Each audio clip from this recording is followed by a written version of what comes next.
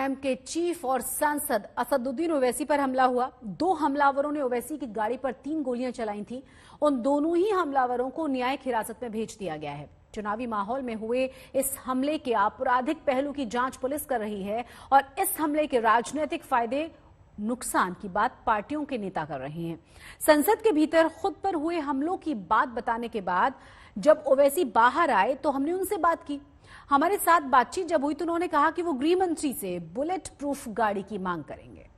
ओवैसी साहब, आप कल कैंपेन करने जा रहे हैं यूपी और बिना सुरक्षा के जाएंगे? हाँ, जाएंगे।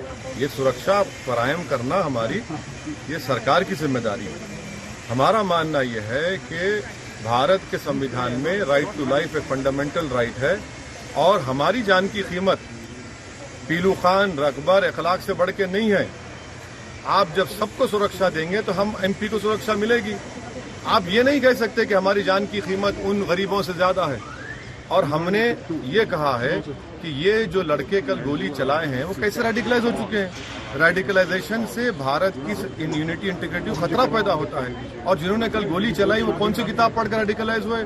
अब्दुल आज़म की, ऐमन अल ज़ोहरी की या फिर सैयद कुतुब की किताब पढ़कर। रेडिकलाइजेशन एक फैक्ट है जो हम बीजेपी से कह रहे हैं। एनडीए में आप एनडीए 1 में गलती की, फिर गलती कर रहे हैं। ये आपको नुकसान पहुंचाएगा, देश को तो नुकसान हो भी रहा है। और यूएपीए क्यों नहीं लगेगा इसके ऊपर? जब एक तकरीर पर लग सकता है, जब एक फेसबुक पोस्ट पर मैच, क्रिकेट मैच के ऊपर लग सकता है, तो ये तो सिटिंग 4 मरतबा का एमपी है।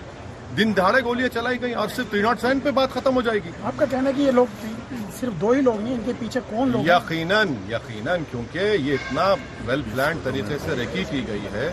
इनको मालूम था कि उस टोल गेट के पास गाड़ियां रुकेंगी, स्लो हो जाएंगी और 6.5-7 फीट के फासले से हम अपनी मौत को देख रहे थे। ये और बात है कि अल्लाह ने हमको बचा लिया। मौत तो सबको आएगी, कोई नहीं बचेगा। मगर याद रखिए, अगर आप गोली से किसी की आवाज को दबाएंगे तो वो ना देश के लिए अच्छा है, ना पार्लियामेंटेरियंस के अच्छा है, बल्कि ये रेडिकलाइजेशन अनार की तरफ लेके। आखिरी सवाल, आपकी स्पीचेस को लेकर के जिस दिन से आप बोलते हैं, कहते हैं, उनसे वो ज्यादा उनको। आज देखिए, हम क्या बैंड बाजा की पार्टी है? हम क्या कोई गुलकार हैं? हम क्या कोई म्यूजिक लगाकर नाचेंगे? आपको हमारी बात पसंद नहीं आती, अगर गैर कानूनी है, गैर संविधानी, आप कंप्लेन करिए। क्या आप गोली चलाएंगे? आप जस्टिफाई करें। कल मैं कहूंगा कि मुझे अशोक सिंघल की बात पसंद नहीं है, मैं गोली मार दूंगा। कौन होते आप? ये जजेस, जुडिशरी किस लिए है? अचार डालने के लिए। पुलिस किस लिए है? पुलिस किस लिए? नाचने के लिए है। आप कानून को अपने हाथ में नहीं ले सकते। अगर कोई कानून की खिलाफवर्जी करता है, कंप्लेन करिए।